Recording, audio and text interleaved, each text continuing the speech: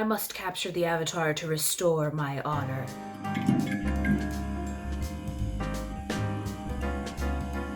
Hi Naps, welcome back to my channel. Today we are going to be doing a Zuko from Avatar the Last Airbender scar makeup, along with talking about cognitive dissonance. I think I'm gonna go with liquid latex. And maybe some tissues too. Got my toilet paper right here, and I guess I'm just gonna get started. Just be aware that whenever you use liquid latex, whatever you're using to apply said liquid latex is going to get destroyed. So if you're using a brush, that brush is now a liquid latex brush or a trash brush. The one exception would be is if you have like metal tools that you can kind of peel the liquid latex off of. I'm also going to block out my eyebrow with a glue stick because getting liquid latex out of hair is so painful. Gotta prep my hair, good old fashioned way. Beautiful. This is gonna be fun. I don't need to fully block out my eyebrow because we're gonna go pretty textured over top of it. It's nice to at least give a nice barrier. And don't forget to let it dry. If you're worried about the glue, water soluble.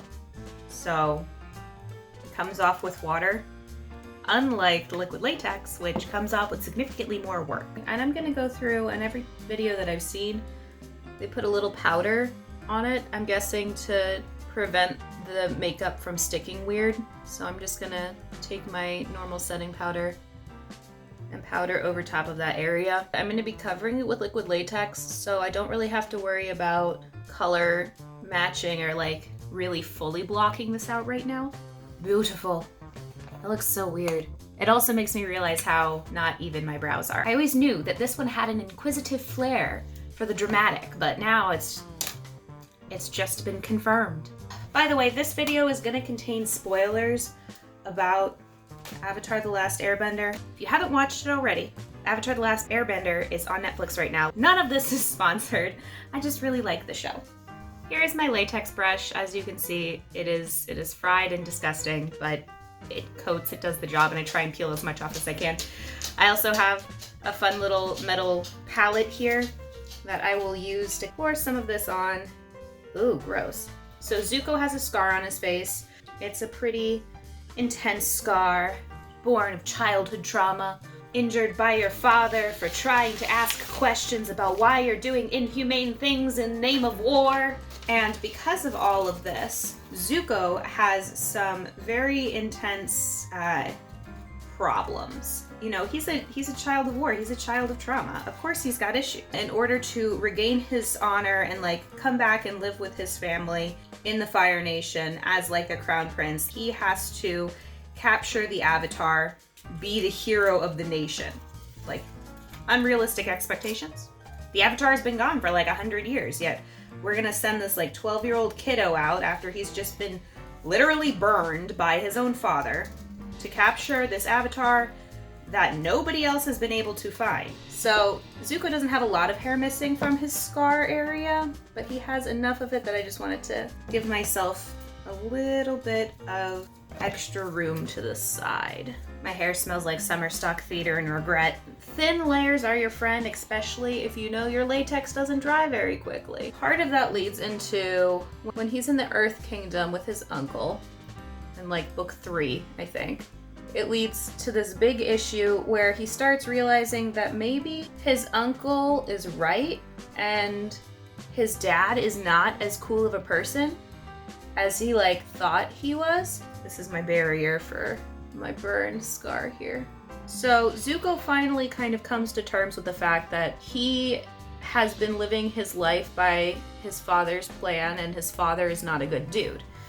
So he starts trying to do good things. He wants to actually change the way he's been living, live a normal teenage life for a while.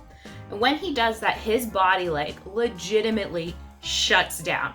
We're talking like passes out, he's sick for weeks, like just full-blown body chaos. It may seem really unrealistic from the outside. It's like, oh, this is like cartoon stuff to show the inner turmoil, but on the outside.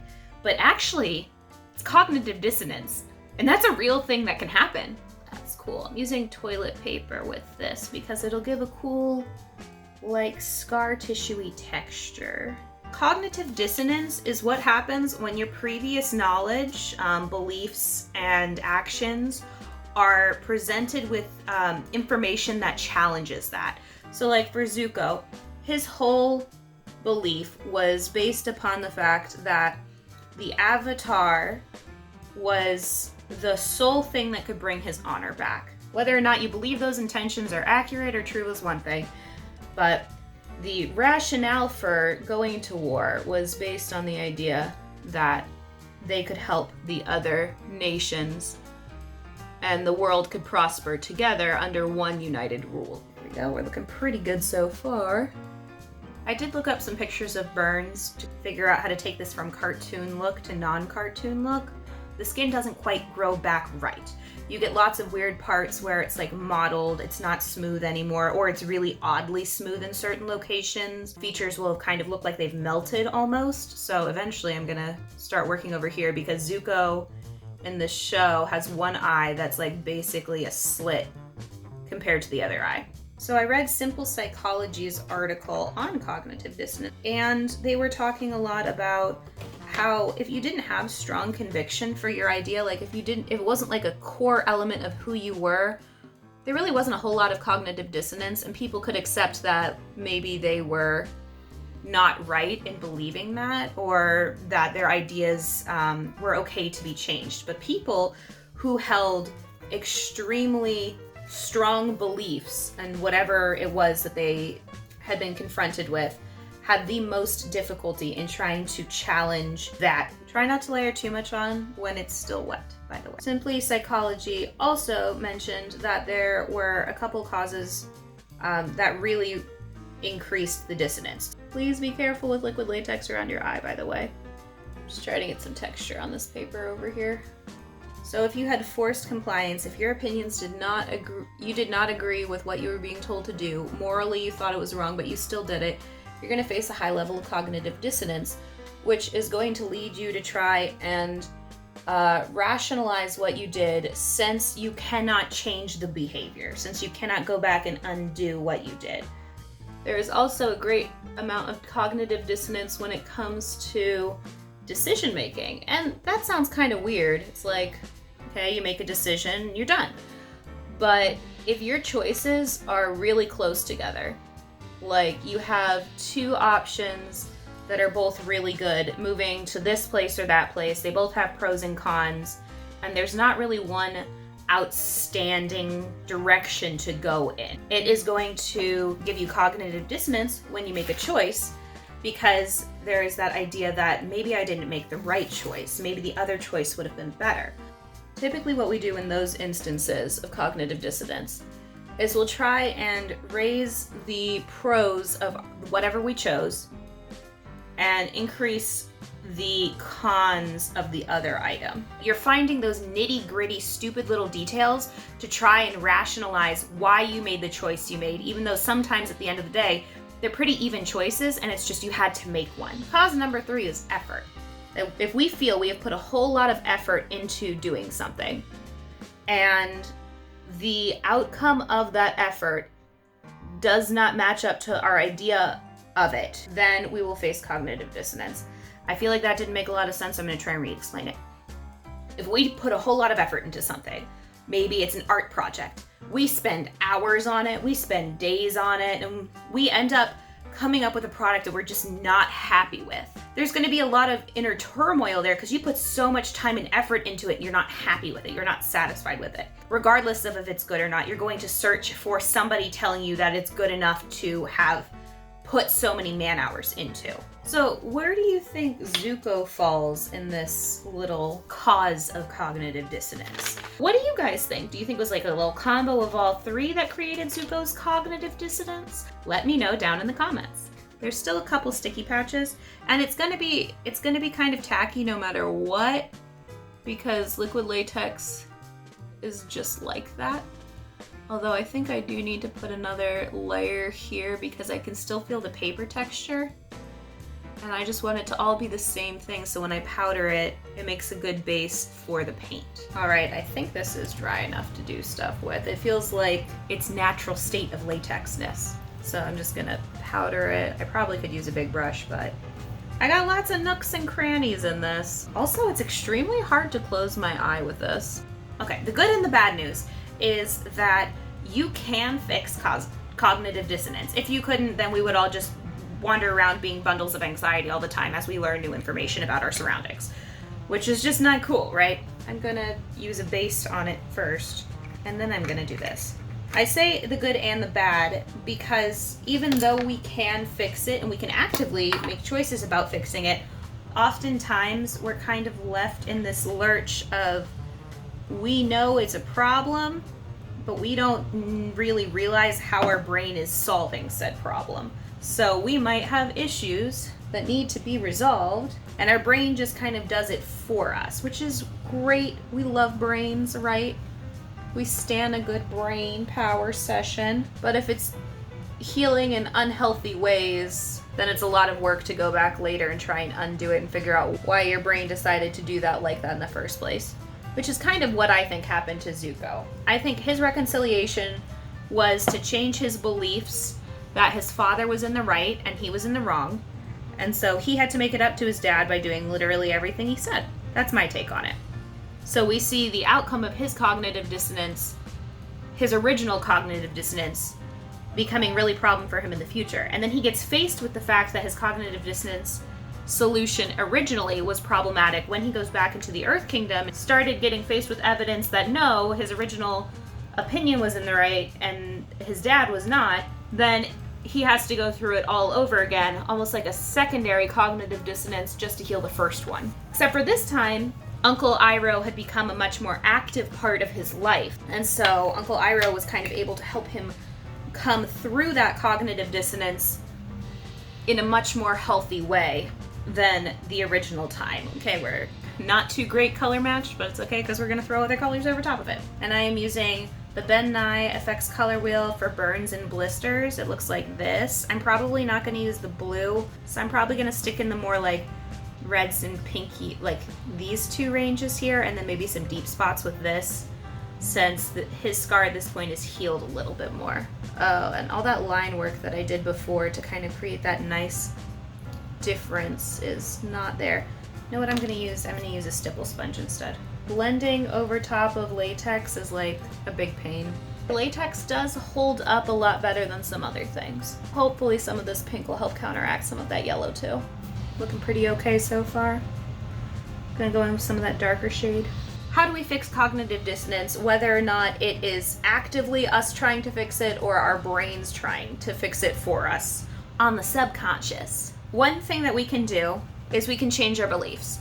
We see that when we can't change our behavior because literally it's been in the past. In the cases of us being forced to do things that we don't want to do, that is probably one of the first things that will happen. So we will change our beliefs to reflect our new knowledge. So in Zuko's first instance of cognitive dissonance, he changes his own beliefs. He was in the wrong, his dad was in the right. How could he have been so stupid to go against the Fire Lord, right? The second option for how we fix cognitive dissonance would be adding new beliefs. So if it's something that we didn't really know before, we can add that. We can add that to our structure, or maybe it becomes like a new rule we live by so that we don't feel dissonance in the future if that situation were to arise again. Saying, okay, if I put a lot of effort into something, if I'm doing an art project and I have a ton of effort put into it, the new rule would be I didn't use tools that were super crazy. Like, it makes sense, I just need to use better tools to get a better result. Something like that. That also kind of falls into our third category, which would be reducing the importance of said thing. Oh, this is looking good. I added some of the red to it, like this red here. So the middle part is like this pinky purple and this red shade. So when we reduce the importance of beliefs, it's more like we say, okay, well, in the case of the smoking example, when we reduce our importance of beliefs, it would be like saying, well, yeah, smoking could kill me, but also we're all gonna die, and like, what's the difference between dying from cancer or dying from some other thing? You're really reducing the dissonance by saying isn't a whole big difference between the two. I would just pin this back, but I don't think that's gonna work. Well, no, I'll finish painting it and then I'll see if I can make it look less awkwardly sticky outy. So first from Zuko, we saw that he changed his beliefs in order to match up with his behavior. We also saw that he probably added some new beliefs, that he was stupid, that he just like didn't know what he was doing, that he was crazy or some nonsense like that, that he had no honor. He added beliefs to his existing structure. And he probably reduced the importance of the fact that his dad literally dueled him in the front of like all these other adults. Because literally he did it. It was like a public display, man. It's like you're seeing your crown prince just like... He got this scar because his dad fire punched him in the eye while he was down on the ground saying that he was sorry and he wouldn't hit his own dad.